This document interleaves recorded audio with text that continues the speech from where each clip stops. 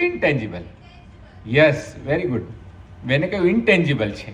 હા, there are some mediums through which we can realise that this is our culture, but actually a element intangible છે. શેના દ્વારા reflect થાય છે? અભિવ્યક્ત શેના દ્વારા થાય છે? તો એ ભાષા દ્વારા અભિવ્યક્ત થાય છે, એ ભૂષા દ્વારા અભિવ્યક્ત થાય છે, એ ભોજન દ્વારા અભિવ્યક્ત થાય છે, એ ભજન દ્વારા અભિવ્યક્ત થાય છે, અને એ ભૂગોળ દ્વારા અભિવ્યક્ત થાય છે. આ 5 ભકાર જે છે એનાથી સંસ્કૃતિ બને છે. આ સંસ્કૃતિના 5 તત્વો છે. એટલા માટે આ 5 તત્વો ભેગા થઈને એ સંસ્કૃતિનું ઘડતર કરે છે, સંસ્કૃતિનો પિંડ ઘડાય છે. તો ભાષા પહેલો જ મુદ્દો છે. ભાષા. દેશ આઝાદ થયો પછી ભારતીય ભાષાઓ વિશે શું વિચાર થયો?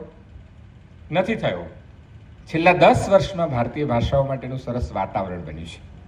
આ નીતિ એને લઈને આવી છે. કેમ આપણે ટક્યા? તમે જો આટલા આક્રમણો, સાહેબ બધાની ભાષા જુદી છે. 22 तो बंधारणीय भाषाएं हैं हितेश जी, लेकिन 1700 जितनी बोलियां हैं भारत में.